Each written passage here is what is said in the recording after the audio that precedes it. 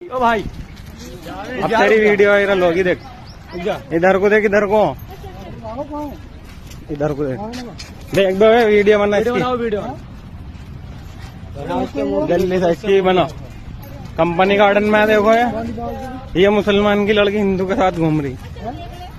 अस्सलामुअलैकुम दोस्तों, welcome to secular मियाँ भाई चैनल। दोस्तों इस वक्त इधर देखो उधर भागवा लव ट्रैप के किस्से छाए हुए हैं। वजह है भागवा लव ट्रैप के केसेस में ज्यादा इजाफा। कल महाराष्ट्र के औरंगाबाद में भी इसी तरीके का एक वीडियो वायरल हुआ था, जिसके बाद वीडियो वायरल होने के बाद पुलिस वालों ने फौरन एक्शन लेते हुए इसके ऊपर केस रजिस्टर कर दिया। इस मामले में पुलिस वालों का क्या कहना है, पहले सुन लेते हैं। इनके बारे में जो सोशल मीडिया पर जो वीडियो वायरल हुआ उसके रिगार्डिंग ये घटना 24 तारीख की है और उसमें वो जो लड़की यहाँ बाहर गांव की है और यहाँ पढ़ने के लिए आती थी, तो उसे कुछ लोगों ने बेगमपुरा में ये बीबी का मकबरा देखने आ गई थी।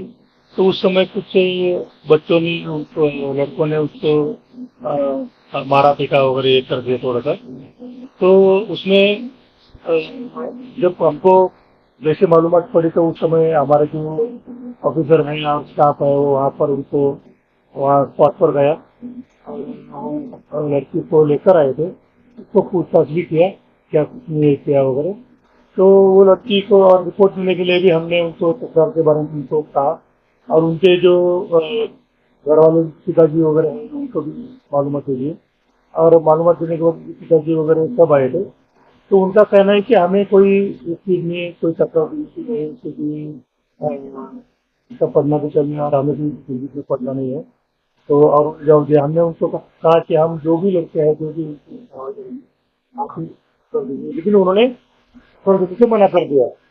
सबसे पहले मीडिया से बात कर रहे पुलिस वाले को जरा करेक्ट करना चाहूंगा। मीडिया में ये कह रहे हैं कि कुछ लड़के लड़की को मार रहे थे। लड़की को कोई भी लड़का मार नहीं रहा था, फोन छीन रहा था उनका। लड़की के घर वाले कल पुलिस स्टेशन को आए थे और साफ कह दिया है कि उन्हें कोई भी केस रजिस्टर कराना नहीं है और वो इस मैटर के अंदर पढ़ना नहीं चाहते। जाहिर सी बात है लड़की के घर वालों को लड़की की इन हरकतों के बारे में पता नहीं था, अब पता लग चुका है, इसीलिए वो अपनी लड़की को उम्मीद है कि समझा लेंगे। घोड़ी मीडिया वाले इस वीडियो को जानबूझ के ब्लर करके बता रहे हैं ताकि लोगों को यह बता सके कि कुछ मुस्लिम नौजवान मुस्लिम लड़कियों को पीट रहे हैं। आपको बता दूं कि इस लड़की को पीटा नहीं गया, न मारा गया है, ना खरोच तक लगी है। तो आमीना सैयद ने हिजाब बैन को लेकर किस तरीके से कर्नाटक सरकार को जवाब दिया है, आइए देखते हैं। उतारेंगे आप किसी हिंदू महिला को बोल दीजिए अपना घूंघट उतार चलिए, नहीं हम क्यों, तो हमारे ऊपर क्यों ऐसा बोला जाता है कि आप हिजाब उतार के घूमिए, हलाल। ये हमारे खाने तक तो आ गए, हलाल मत खाइए, ये हमारे पहनावे तक भी आ गए, हिजाब मत पहनिए। तो भाई तुम अभी हमें ये बताओगे कि तुम हमें खाना क्या है, हमें पहनना क्या है, क्यों?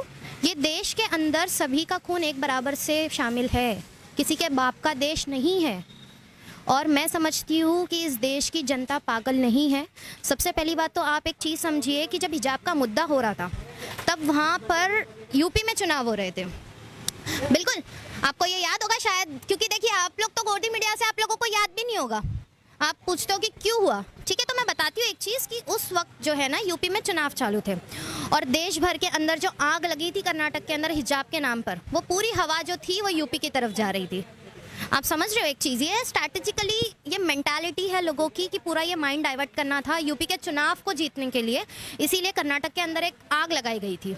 और मैं समझती हूँ कि कर्नाटक की जनता इतनी पागल नहीं है कि फिर वो ये सारी चीज़ें देखने के बावजूद आज उसी चीजों के ऊपर बीजेपी को वो वोट देंगे। तो दोस्तों हमने आपको पहले ही बता दिया था कि ये लोग एक मुहिम चला रहे इलीगल दरगाह के नाम पे और जानबूझ के मुसलमानों की प्रॉपर्टियों को कब्जा कर रहे हैं। जैसे कि आप देख सकते हैं मध्य प्रदेश के रतलाम का ये मामला है। मध्य प्रदेश के रतलाम में झमाड़ के अंदर दरगाह को गैर कानूनी तरीके से कब्जा किया जा रहा है। दरगाह में जो है हवन बनाकर दरगाह से हरा रंग हटाकर पूरा सफेद रंग कर दिया गया है और मजार को सफेद कपड़े में ढक दिया गया है। और आपको बता दूं कि ये कोई भी छोटी दरगाह नहीं है, झमाड़ दरगाह रतलाम की एक फेमस दरगाह है। ये लोग जो है कुछ दरगाहों को इलीगल कहकर पहले तोड़ देते हैं और जो दरगाह लीगल रहती है, मतलब कि जिनके कागजात पूरे मुसलमानों के पास मौजूद रहते हैं, उसको रातों रात सफेद कलर कर दिया जाता है, हरा कलर पूरी तरीके से मिटा दिया जाता है। इतना ही नहीं, मजार को भी सफेद कलर मारने की कोशिश की जाती है, मगर कि जब हरा कलर दिखता है तो उसके ऊपर एक व्हाइट कलर का कपड़ा पहना दिया जाता है। अब इसी तरीके से ये लोग जो है मुसलमानों की प्रॉपर्टियों को कब्जा करना है, मुसलमानों की प्रॉपर्टियों को बेचना है और उसी से अपनी जिंदगी गुजारना है। तो ये है हमारे मुल्क की पहलवान विनेश फोगट, जो अपनी जिंदगी जिंदगी भर की मेहनत करके जो है अपने मुल्क को गोल्ड मेडल लेकर आते हैं, और ये लोगों के लिए इंसाफ करने वाला कोई भी नहीं है। ये लोगों का कहना है कि हम सड़कों के ऊपर नहीं है, बल्कि हम हमारी मिट्टी के ऊपर है, इंडिया की, और हमारा डेमोक्रेटिक हक है एहतजाज करना इंसाफ के लिए। आपको बता दूं, बीजेपी सांसद ब्रजभूषण शरण सिंह के ऊपर जो है आरोप लगे हैं शोषण के। विनेश फोगाट ने कहा कि बीजेपी सांसद ब्रजभूषण शरण सिंह ने 100-200 नहीं बल्कि 1000 से ज्यादा लड़कियों का शोषण किया। इसके बावजूद बीजेपी वाले कोई एक्शन नहीं ले रहे इसके ऊपर। इसी वजह से हमारे पहलवानों को सड़क पर आकर एहतजाज करने की जरूरत पड़ गई है। अच्छा नहीं है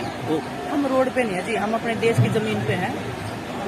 ये हमारा अधिकार है, स्वतंत्र भारत के नागरिक मैं बोल रही हूँ ना, ये हमारा अधिकार है। तो रोड पे अगर आपको तकलीफ हो रही है देख के, मैं उनकी भावनाओं की कदर करती हूँ। उनको तकलीफ हुई इंडिया के स्पोर्ट्स के प्रति, अगर उनको तकलीफ हो रही है तो वो आ सकती है हमारे साथ में, हमारे दुख समझ सकती हैं या हम उनको शेयर कर सकते हैं। इसमें कोई पीटी उषा में हमने कमेटी बना दी, लेकिन एक सिंगल टाइम फोन कॉल करके मैसेज करके या मिल के कभी जानने की कोशिश नहीं की कि आप लोग कैसा फील कर रहे हो, आप लोगों को सपोर्ट मैं कैसे दे सकती हूँ। कुछ भी सिंगल मैसेज, सिंगल कॉल कभी नहीं आया। तो फोन कितना सेंसिटिव है वो तो हमें पता है कि इसने हमारे साथ में कितना सेंसिटिव तरीके से बिहेव किया है। देश की अदालत में हम इसीलिए आए हैं। वहीं जंतर मंतर पर एहतजाज कर रहे खिलाड़ियों पर पीटी उषा, अध्यक्ष भारतीय ओलंपिक संघ दिल्ली से कह रही है कि अगर उन्हें कोई समस्या है तो उन्हें हमारे पास आना चाहिए था, हमसे बात करनी चाहिए थी। हमारे पास आने के बजाय वो सड़क पर उतर गए हैं। ये खेल के लिए अच्छा नहीं है। कमीशन है, वो लोगों को पहले थोड़ा तो डिसिप्लिन तो होना चाहिए, है ना। तो they should come to us earlier if they have a real problem. Instead of coming to us, they have gone straight away to street. No, it is not good for the sports, not only for the residents. Deadline दिया गया था, deadline पे उनको report नहीं मिली, उसका वो गुस्सा वो बता रहे हैं। Ma'am, do you think what the wrestlers are doing sets a wrong precedent for all sports and sports persons? See, I already told we are having everything like Athletic Commission, IOA. Whatever they are having feeling, they could have come to us and then it could have been solved. If it is not solving, then they can go to everywhere. But instead of that, they are going straight away to street. It is not good for the sports. It is not at all good for the sports. So we don't want to make any problem for sports people, and we want our athletes to participate in the Asian Games. For that only, we are going to already done the ad hoc committee. And whatever has come to you so far, prima facie it doesn't. अब बात करते हैं रूबिका लियाकत को। रूबिका लियाकत को अचानक से जो है हमारे दलित भाइयों के लिए हमदर्दी शुरू हो गई। वो इसीलिए क्योंकि बिहार के अंदर नीतीश कुमार सरकार ने जो है एक क्रिमिनल को छोड़ दिया है जिसने एक दलित का कत्ल किया था। मगर रूबिका लियाकत कभी उत्तर प्रदेश या मध्य प्रदेश के ऊपर बात नहीं करती, सिर्फ उन्हीं स्टेट की बात करती है जहाँ पर बीजेपी की सरकार नहीं है। मैं हैरान हूँ, क्या राजनीति है इस देश की।